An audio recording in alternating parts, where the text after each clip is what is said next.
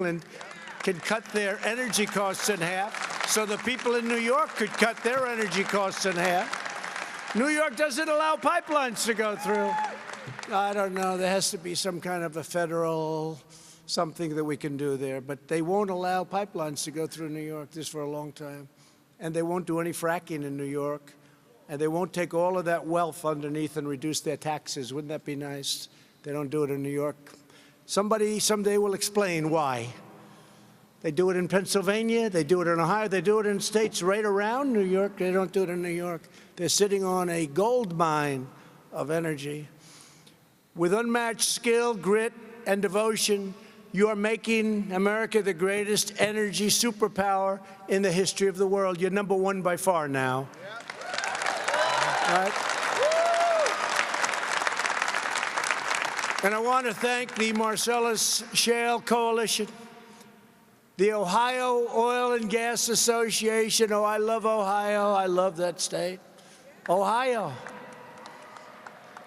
Don't forget, for a year I had to listen to, you cannot win unless you win Ohio. I said, no, the great state of Ohio. Please treat it well. And we won Ohio by a lot. It's a great state. And another great state, West Virginia. I think we won West Virginia by 42 points. That's a lot. I would say that's a lot. But they're great people.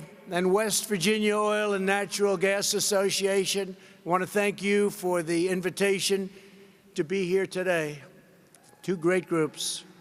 We're honored to be joined by members of my cabinet who are fighting every day to support the American energy revolution. By the way, if the other people ever get in, everything I said, forget about. You won't have money to pay for a ticket to this place.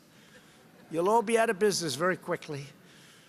In the meantime, you're doing better than you've ever done. But I have cabinet members here, Interior Secretary, largest landlord in the United States by a factor of about 200. David Bernhardt. Where's David? David? Thank you, David. Stand up. What a great job.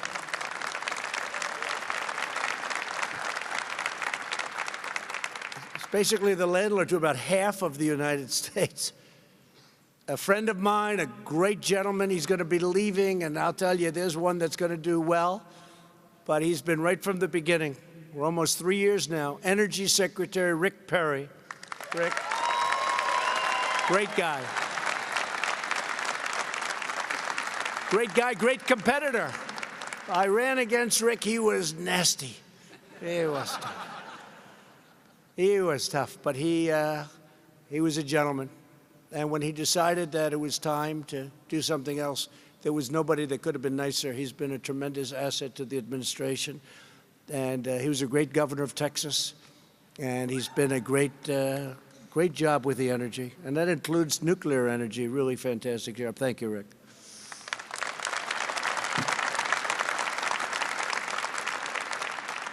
Another man who's here who's been incredible. He is a man that no matter what you do, it's never going to be considered right, because one group will like it and one group won't, but he's really tough. He's really smart. By the way, he loves the environment. EPA Administrator Andrew Wheeler. Andrew, you've done a fantastic job.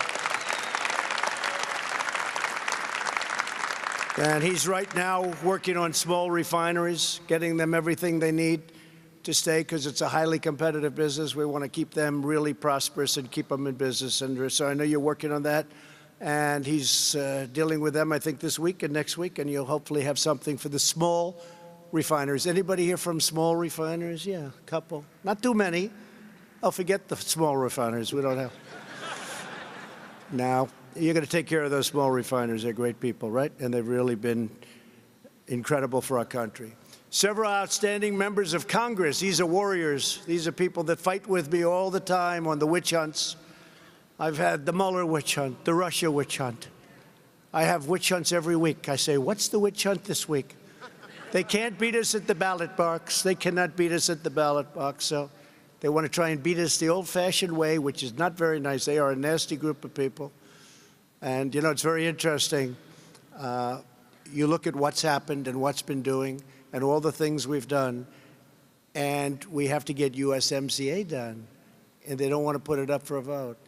And the do-nothing Democrats, they will pass it, but it has to be put up by Nancy Pelosi.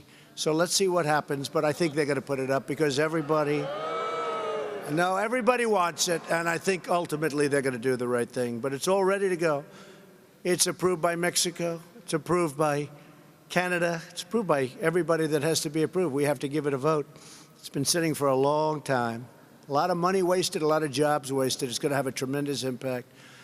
But these are warriors that have been with me right from the beginning.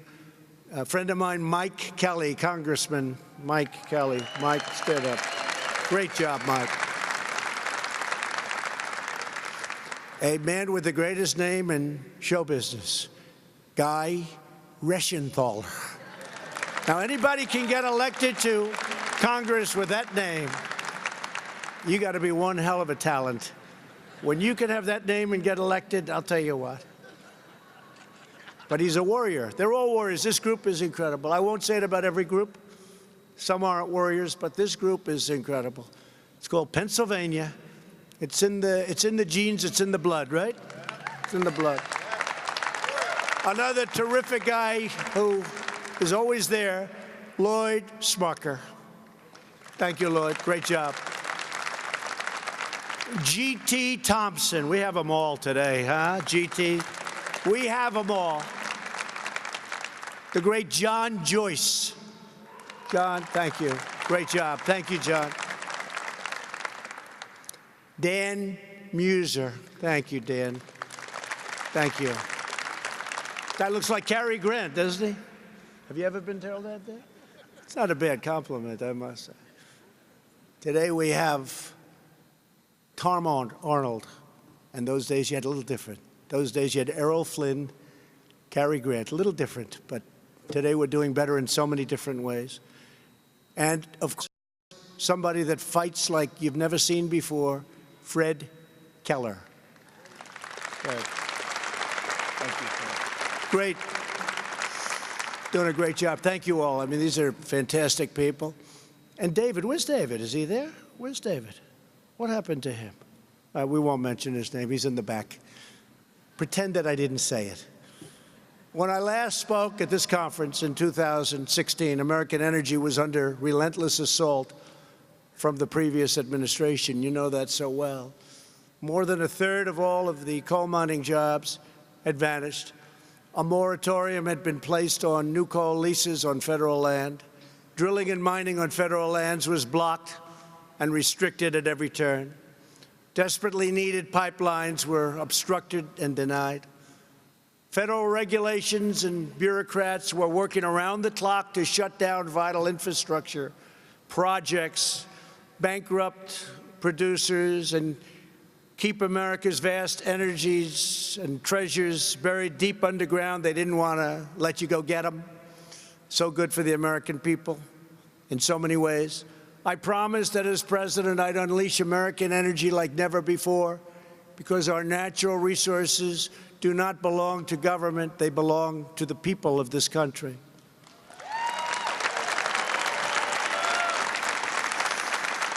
American energy belongs to hardworking men and women like you who get up every day and make this country run.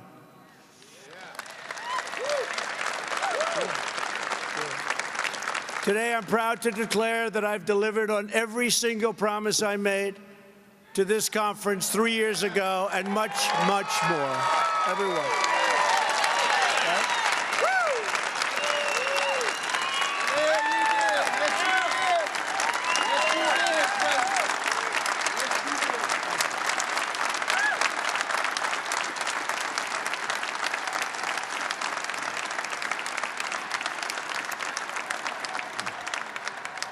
Wow, look at the great people. Thank you very much.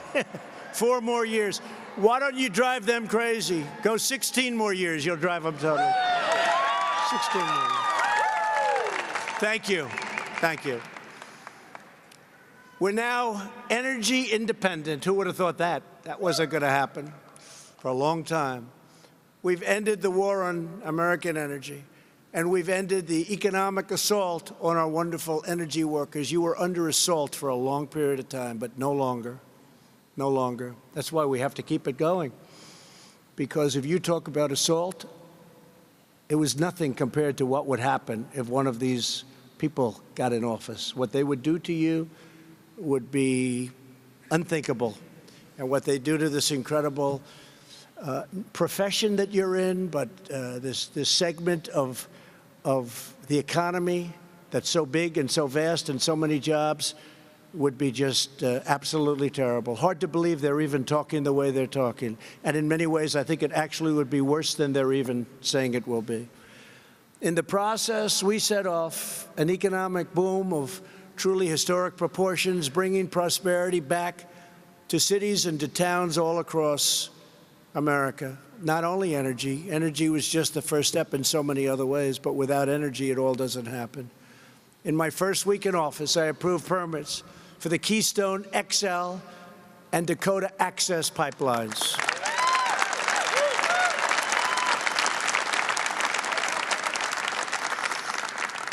And that's a big thing. That was a very unfair situation in the case of Dakota Access. They had built it except for one small section, and they weren't being given the permits. They had spent billions of dollars building it.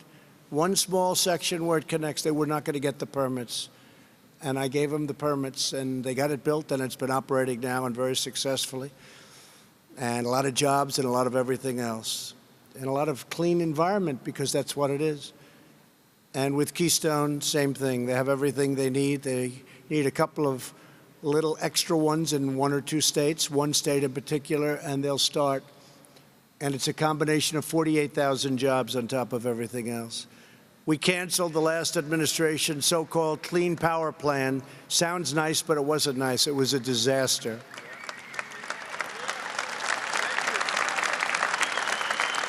Which would have cost Americans nearly $40 billion a year and caused electricity prices to soar to double digits while cutting coal production by almost 250 million tons.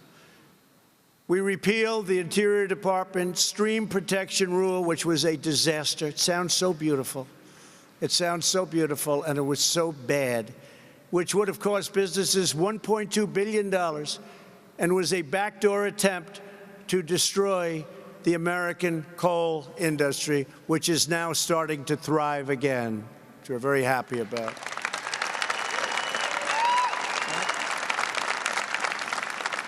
We revoked the ridiculous Waters of the United States rule.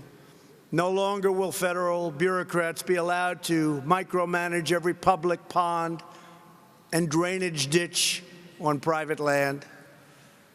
They've taken away your rights. They took away your heart. When I did that, I had people in my office. I had miners, and I had farmers, and I had builders building homes.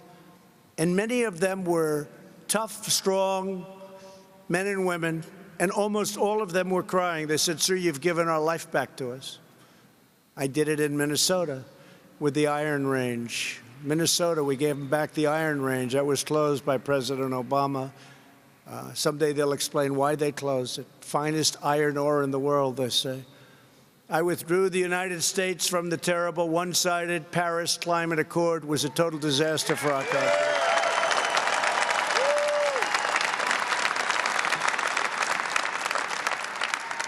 And I thought when I did that, it would be very tough. And all I do is get applauded for that move so much. It would have been so bad for our country. They were taking away our wealth.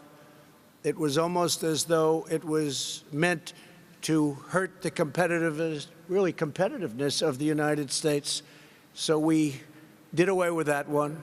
The Paris Accord would have been a giant transfer of American wealth to foreign nations that are responsible for most of the world's pollution. Our air right now and our water right now is as clean as it's been in decades. Shutting down American producers.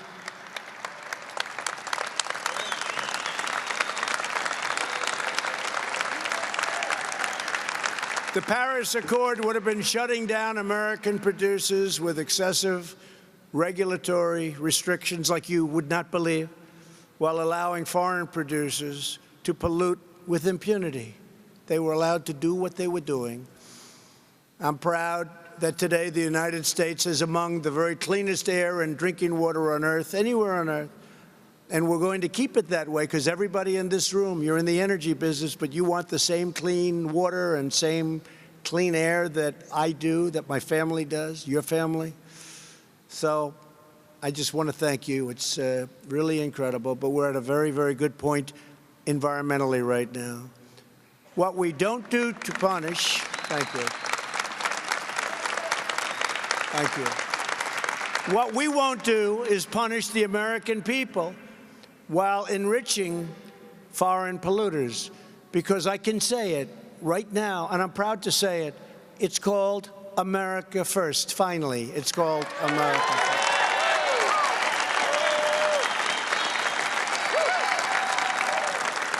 My job is to represent the people of Pittsburgh, not the people of Paris. We're opening federal lands and offshore areas for responsible oil and gas production. And I opened ANWR to oil and gas in Alaska. You know, the ANWR site's one of the biggest in the world. And nobody could get it approved, including Ronald Reagan. They could not get it approved. I got it approved. And it's one of the great potential sites anywhere in the world. Nationwide, the Interior Department, thank you, David, has been drilling permits, and you've seen drilling permits increased by over 300% since I've been in office, and we are issuing permits 3 times faster than when I first took office, and that number is going up, and we're doing it in a very environmentally responsible way. David, thank you. Thank you. Oil production on federal lands is at an all-time high, and revenue to the American taxpayer from energy development has nearly doubled since I took office. Think of that. Thank you. We are streamlining the EPA's oil and gas methane rule. Don't pay attention. Don't pay attention. Saving energy producers millions of dollars in compliance costs while maintaining sterling environmental standards like never before. Yeah, don't hurt them. Don't hurt them, please. They don't know they're dealing with very tough people in this room.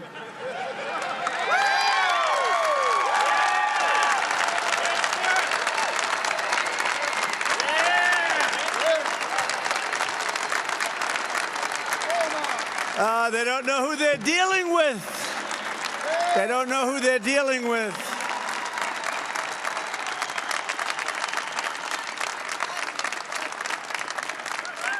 They just don't understand. All right, go home to Mom. Explain to Mom that you tried to take on very powerful people, and many of them physically as well as mentally. That's not a good thing to do, not in this room. Be careful. Make sure you don't hurt them, please. Thank you. We're also slashing the time it takes to get a permit for building critical energy infrastructure into just a tiny fraction of what it took before. America built the Empire State Building in just 1 year. Believe it or not, in 9 months. Can you believe that? They don't do that today. It should not take 10 years to get the permits to build a road or a pipeline. We've brought that number way, way down, way down. And in Texas, we're working very, very hard to get those pipelines approved environmentally. And I know my people are doing it. And Rick, you're going to be giving it to some of the most talented people that are going to be taking your position. But we're working very hard to get those pipelines approved immediately in Texas, because it would make a 20% and maybe even 25% increase in oil. And, you know, as I said before, we're now #1, not by a little bit, but by far, way ahead of Saudi Arabia, way ahead of Russia. But we can do even much better than that. So we're working on that. And we're going to also work on getting a pipeline through New York. We have to do that. We can't let them hold us up like this. And as I said, the energy prices in New England, if they allowed that to happen, could be cut in half. Energy prices in New York and other areas, we have to have a pipeline go through. They won't let it happen. But we'll do our best, right? Right, Andrew? Good luck. We'll get it. We'll get it. Never made sense, does it? Can you imagine? They hold it up, they stop it. They stop it. Never made sense. That's one never made sense. And they don't drill. They don't frack. They're sitting on a fortune. What they could do, they could pay off their debt. They could pay off a lot of things. They could have taxes cut in half, maybe better than that. So someday somebody in this room is going to sit down and explain to me what the hell are they doing in New York? What tremendous potential. But we'll be talking to Governor Cuomo about it. We'll be talking to some of the people about it, because I know the people in this room want it to happen, because the prices of energy will go plummeting down. The Interior Department has already cut the time it takes to complete an environmental impact statement from more than 5 years to less than 1 year, and the average page length is down nearly 90%.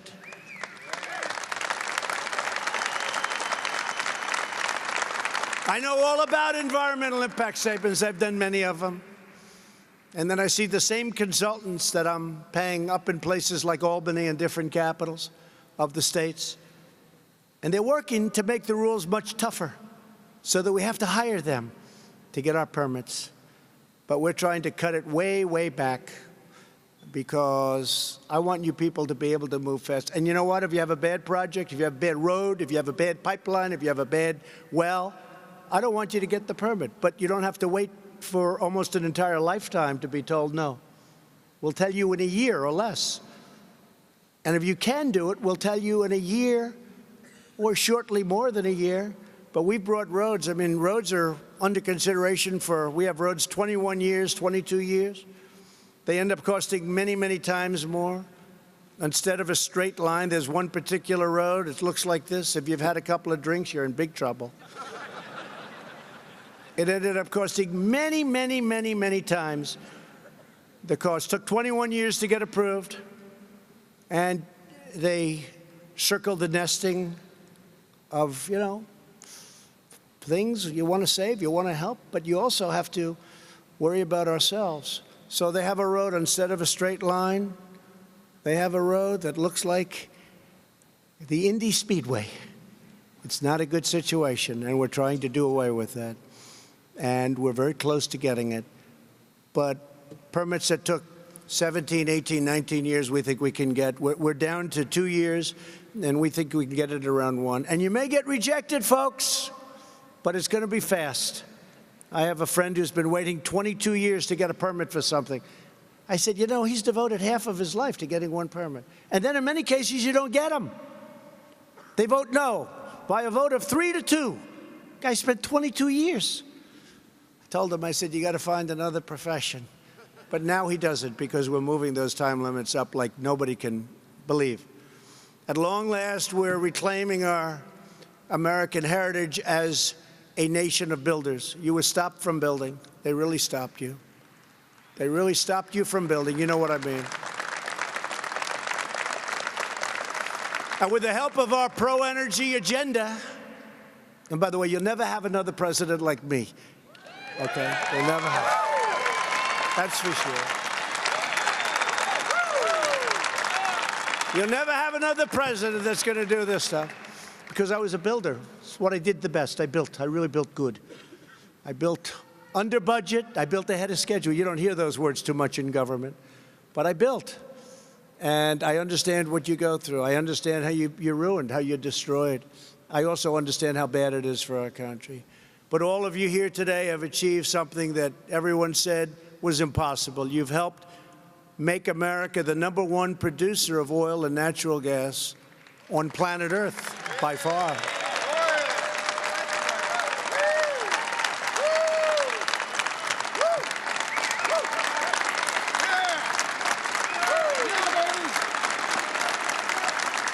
Number one by far.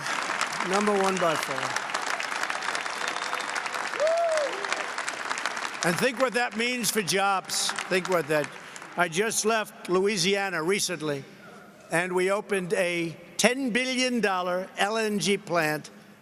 I don't know if I've ever seen a longer building. It's like a skyscraper laid on its side. It is the most incredible thing you've ever seen. More pipes in that building that nobody would realize how complex it is. But it took years and years, and it was a dead project. And I had it approved almost immediately. You know what we're talking about, fellas. And it just opened. And I went and we cut a ribbon. And it's a tremendous success. And now I think they're going to double the size of that. They're going to double it. It's already about the biggest in the world, but they're going to double it. It's doing.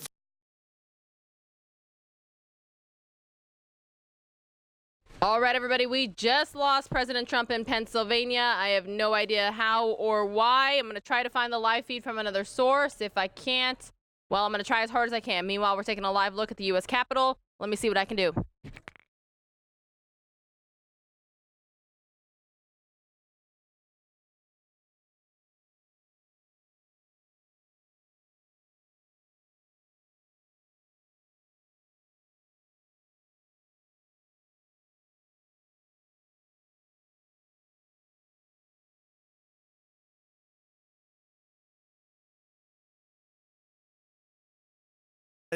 But now they're going to double it up, and they're going to build another one. And we have, in Texas, we have so many things happening. It's so exciting.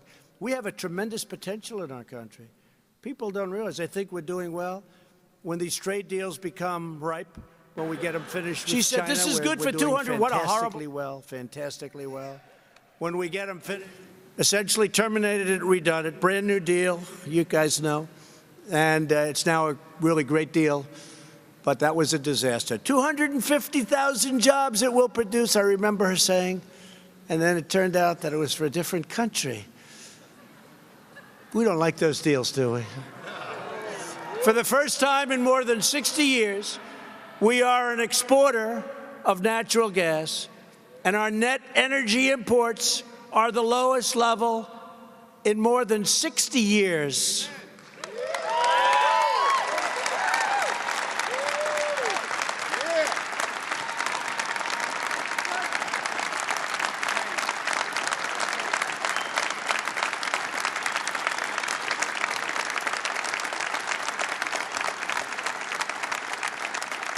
So, you know, in the Straits, the famous Straits where they make so much money and we protect everybody, we don't get paid, but we're starting to get paid a lot.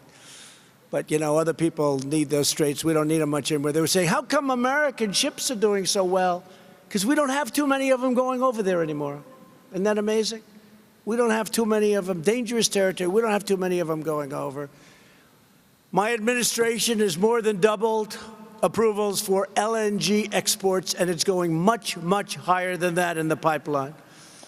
I look forward to seeing even more brand new LNG facilities built with American labor and American steel.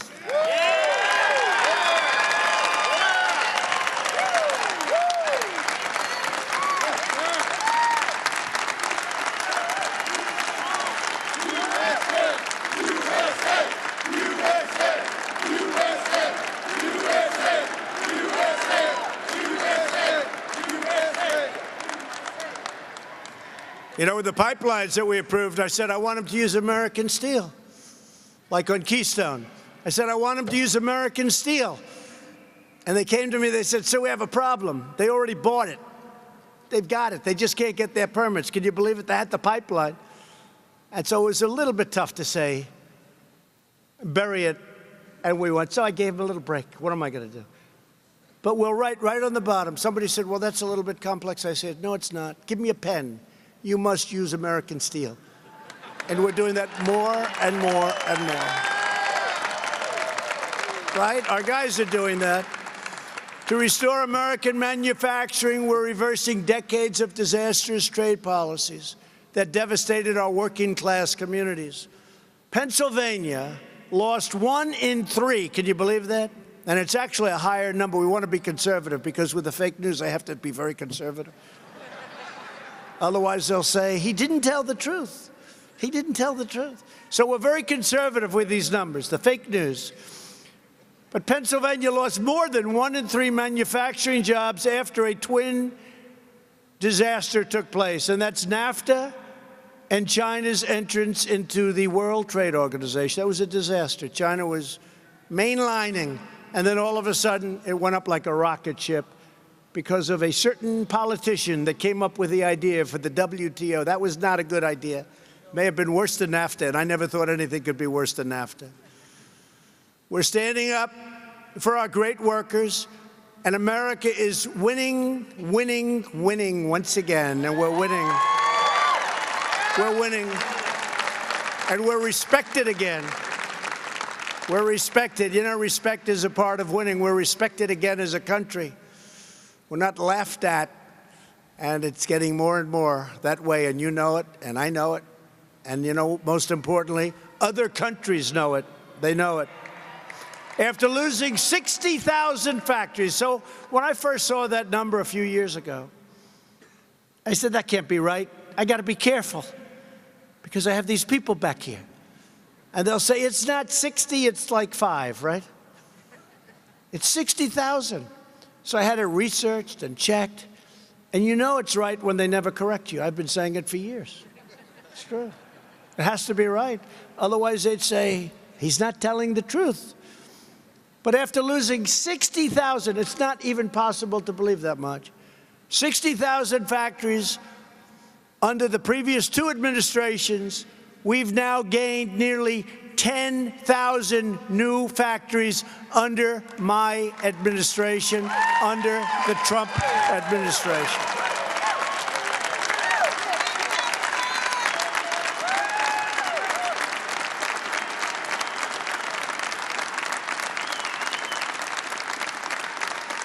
And NAFTA that we've been talking about will be replaced with the USMCA, which will really be a historic win for American energy producers, farmers, and factory workers of all types.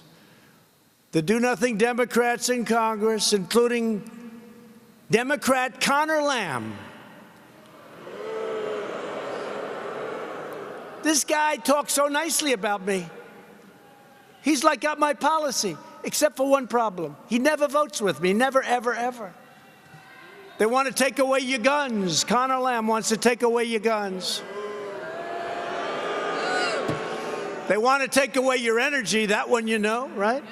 So Connor Lamb, right here from Pittsburgh, and I appreciate, Connor, whoever you are, I have no idea what you even look like. But there's some guy named Connor Lamb who speaks very nicely about, you know why? Because you're in like a Trump district. Oh, it's right, it's true. Right? No, the president's excellent, he's doing a good job. I thought he was a Republican until I found out. I said, this guy's got to be a Republican. But he never votes with us, that's the only thing that matters, right? We don't get his vote. But we have to stop this Democrat insanity, get back to work. We have to pass the USMCA. And by the way, I have to tell you something. There's a guy named Sean Parnell, who is a fantastic military man, brilliant, got everything going. And I heard, fellas, maybe my genius congressman can tell me, I hear that Sean Parnell going to run against Connor Lamb. That will help the energy business a lot. And he should win. He should win. And Sean will vote for us, and he'll work for us. Industries are racing back to America because we've made this the best place in the world to hire, to invest, build, and to grow. We've enacted fair trade policies, unlocked affordable energy, cut a record number of job-killing regulations, and made our tax code globally competitive. Our taxes were a disaster. You couldn't compete with other nations. Since our tax cuts were passed, the largest tax cuts in the history of our country, the Democrats want to raise your taxes. I don't know. How does that work politically? I haven't figured that one out. They want to raise your taxes. I talk about tax cuts. They say, no, we want to raise your taxes. You know, they're vicious and they stick together. But they're lousy politicians, I will tell you. It's true. They got two things. They've got two things. They stick together, and they're vicious. Their policies are horrible. Open borders, sanctuary cities, take everyone's guns away. But they do. They stick together. They don't have a Mitt Romney in their midst. They don't have the Mitt Romneys of the world. They stick together better than the Republicans do. I love the Republicans. 94 and 95% approval rating they gave me recently. But still, they don't stick. We got to stick together. We got to stick together. Right?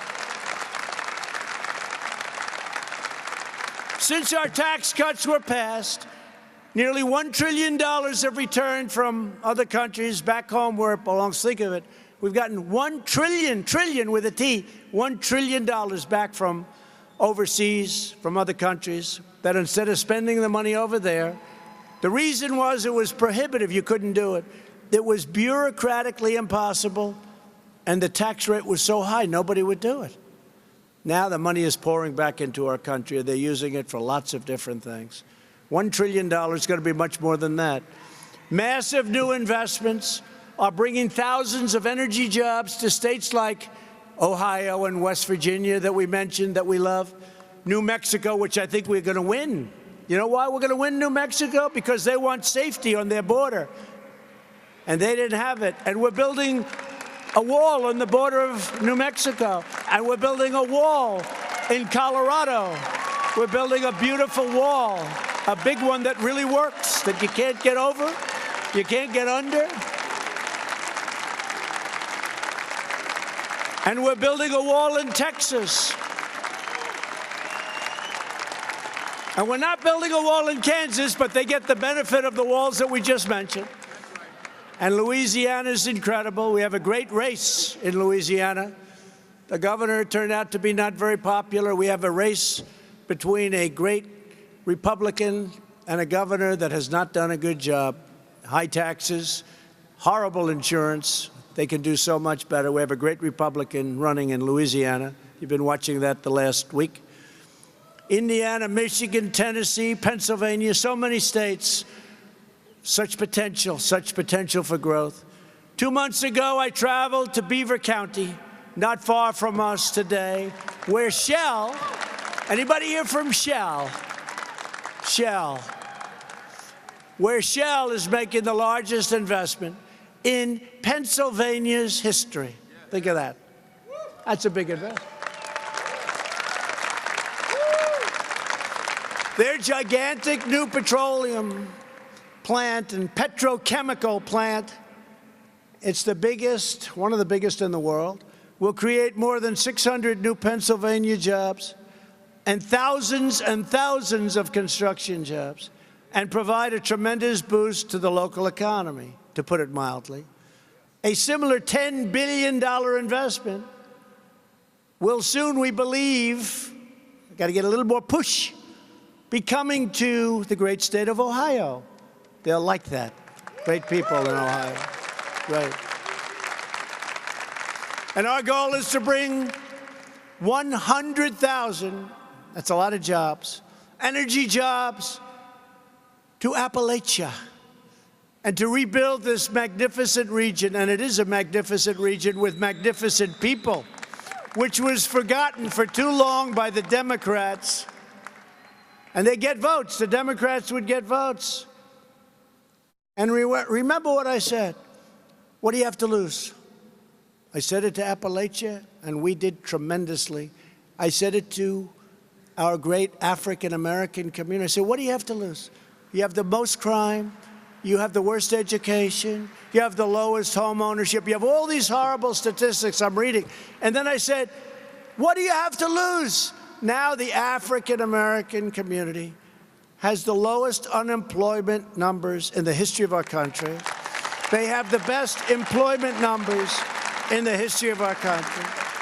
They have their best poverty numbers in the history of our country, in the positive sense.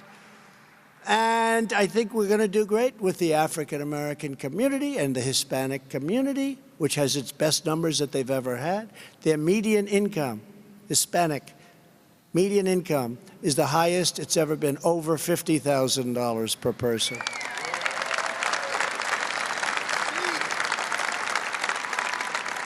And all of those people that came out, and they came out to vote, they'll never be forgotten again. The Democrats are trying to figure out, where the hell did they all come from?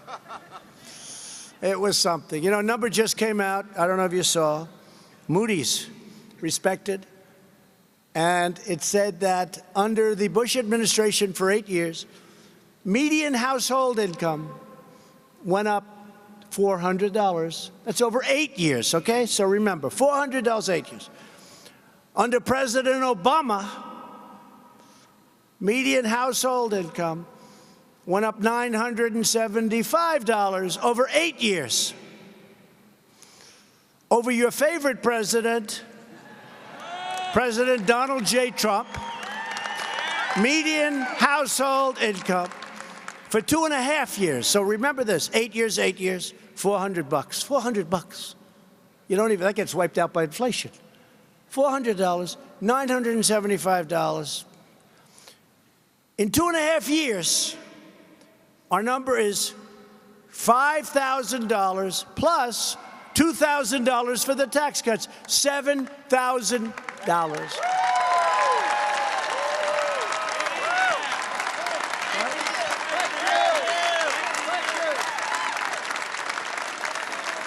How do you lose that debate?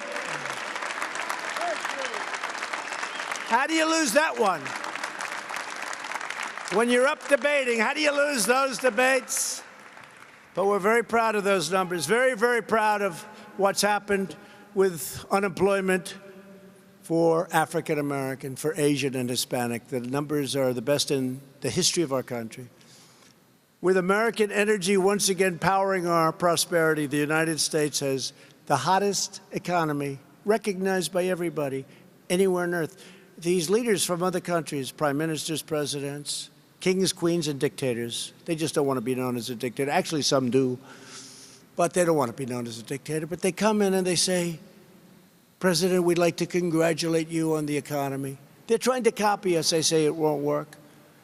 Because we have the greatest people on earth. We really do. We have the greatest people on earth. I really believe that. Since the election, we've created more than 6.4 million new jobs, including more than 240,000 jobs in Ohio, West Virginia, and Pennsylvania.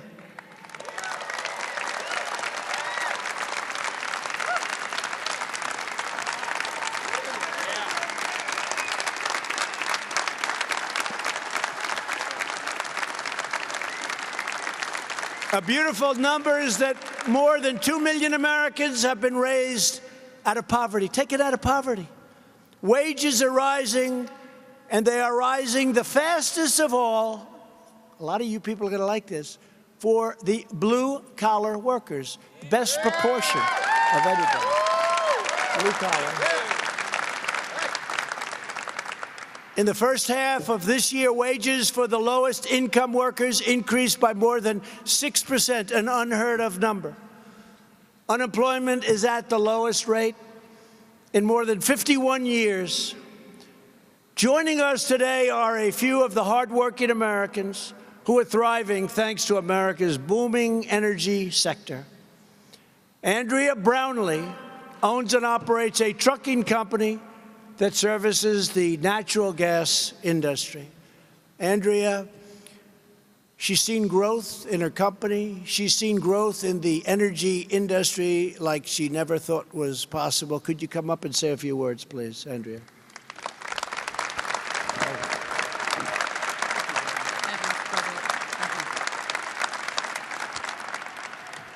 I grew up here in the Ohio Valley, the daughter of a steel worker, still actively farming my grandfather's farm.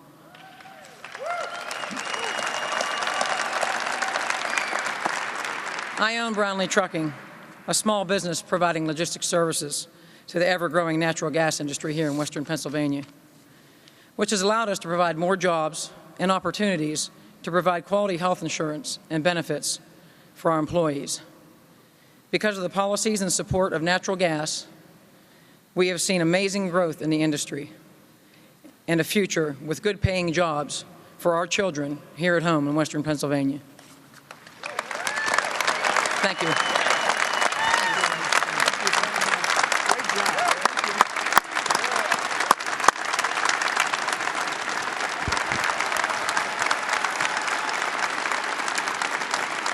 They like you. Great job. Thank you, Andrea.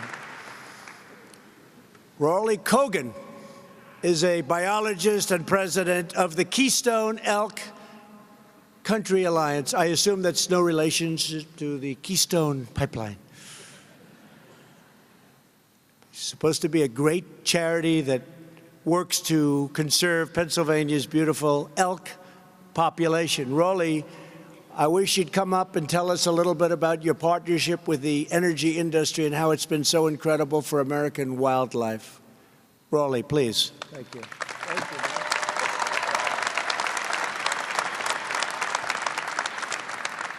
Thank you, Mr. President. Ladies and gentlemen, don't let this hat fool you. I'm a born and bred Pennsylvania proud country boy.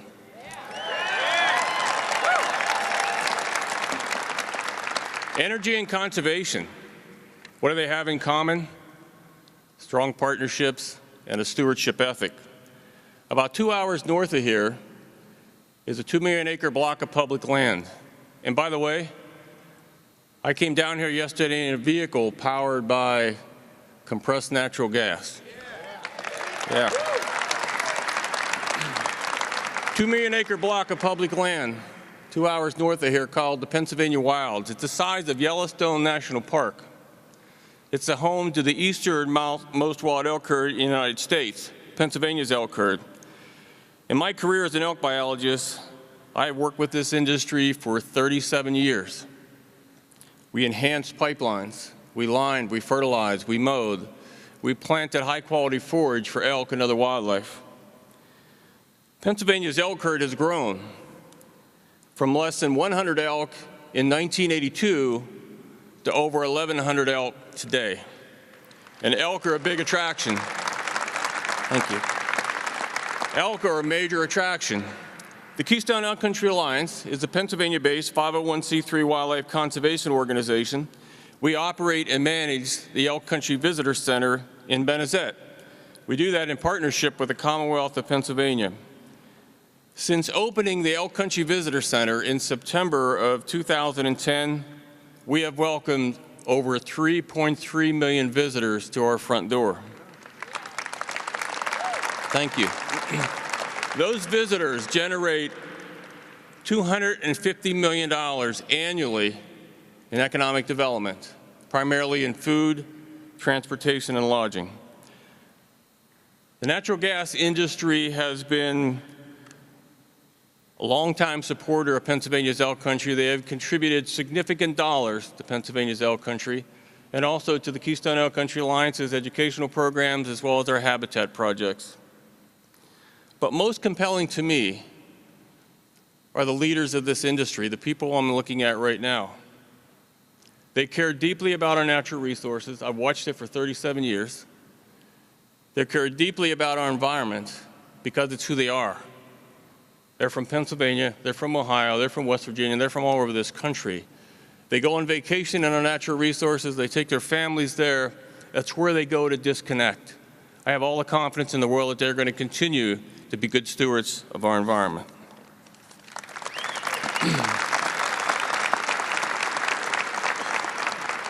Energy and conservation. There are long-standing partnerships, and I value our partnerships. I applaud your conservation ethic, and I am genuinely appreciative of your leadership in making our country energy independent. Thank you. Thank you, Mr. President. Thank you, Rolly. Thank you. Thank you very much, Rolly. Finally, Bonnie Moore runs a farm in southwest Pennsylvania that has been in her family for more than 2 centuries. That's a long time. That is a long time, Bonnie. Over the years, Bonnie could do nothing but watch as economic decay drained her community of its vitality. It drained her community of its people and its wealth, but now it is springing beautifully back to life. Bonnie, please come up and tell us about what's going on, please.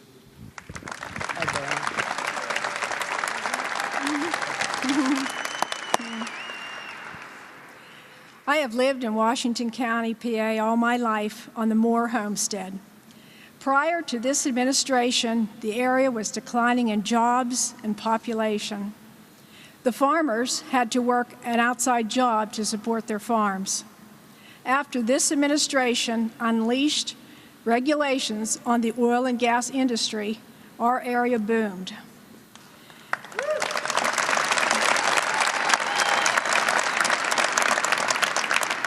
We had job growth, supply chain growth, and the landowners were compensated for allowing the energy companies to use their properties.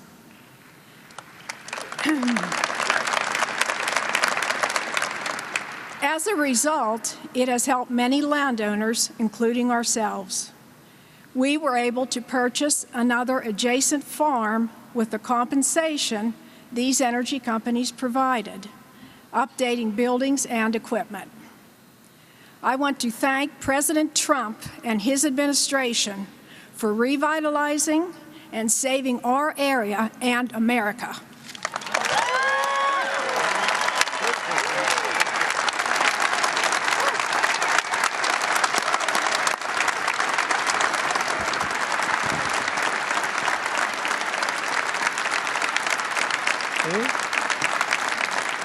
Thank you, Bonnie. See what you're doing, fellas? What a great job you're doing.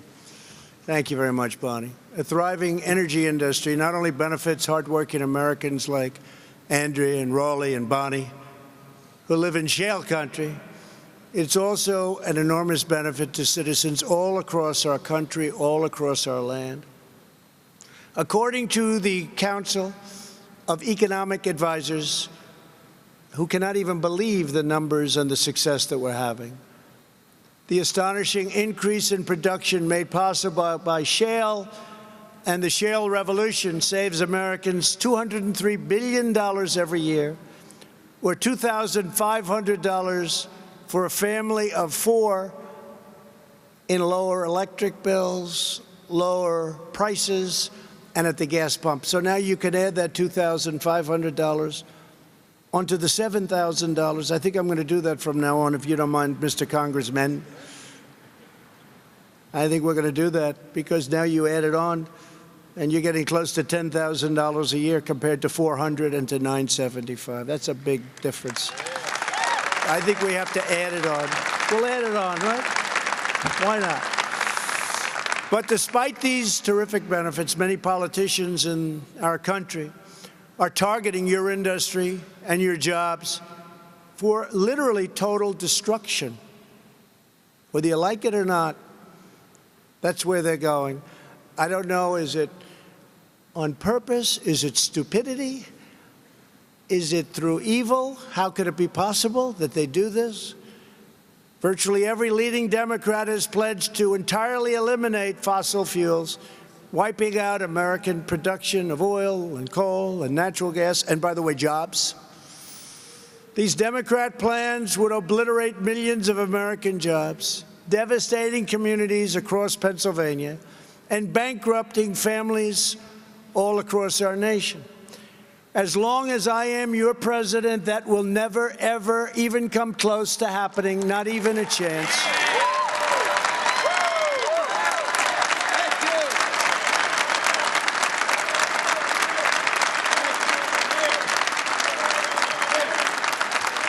Thank you. Anti-energy zealots are blinded by ideology.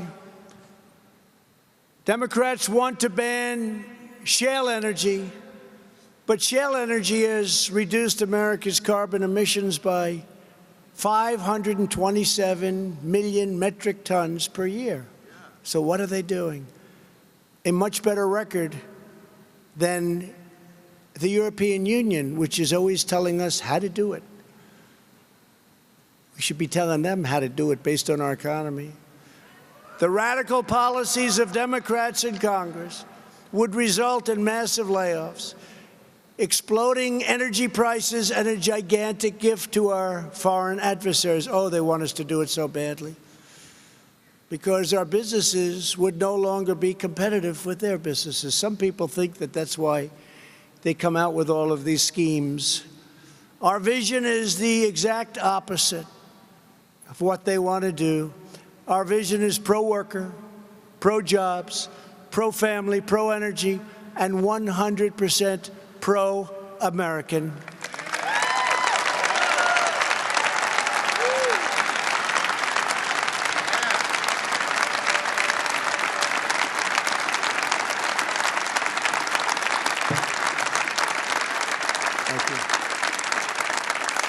We believe the United States should never again be at the mercy of a foreign supplier of energy. We were at the mercy for many, many decades.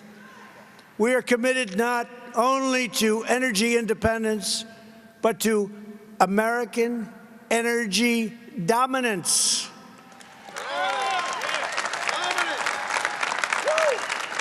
And the path to that future starts right here in shale country with all of you, the proud patriots of Pennsylvania and Ohio and West Virginia.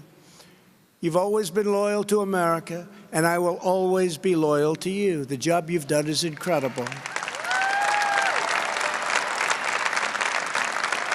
In every action I take, from defending American energy to securing American borders, to ending the endless wars I am fighting for your interests, your families, and your countries above all others. We're fighting for you.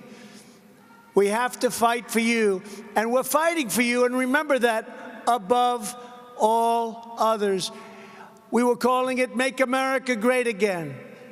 We're calling it now Keep America Great. We will keep it going. And finally, as your president, we will always put America first.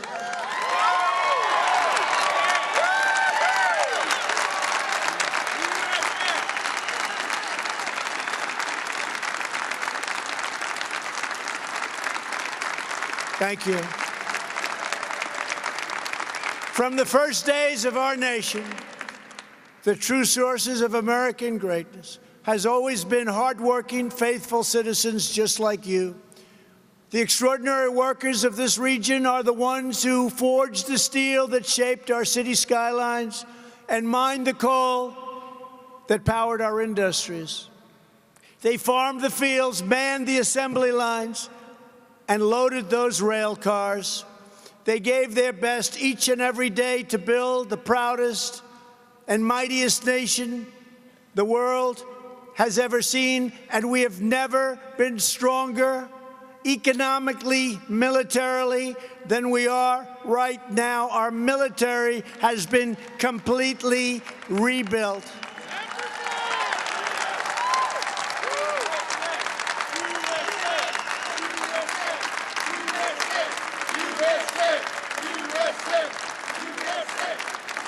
It was their labor and their sweat that fueled America's rise.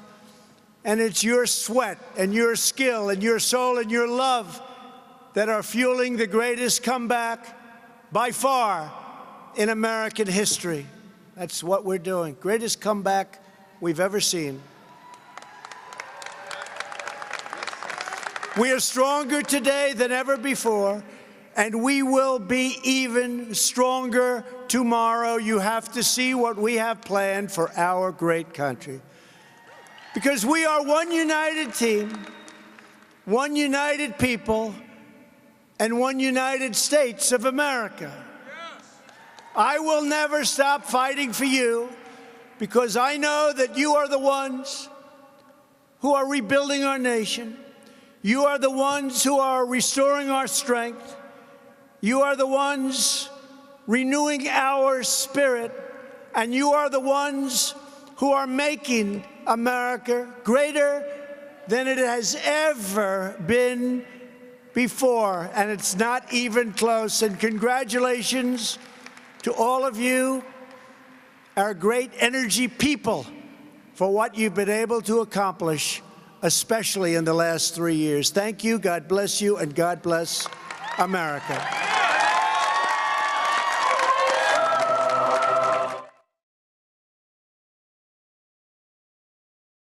Amazon soaking up $20 billion in business every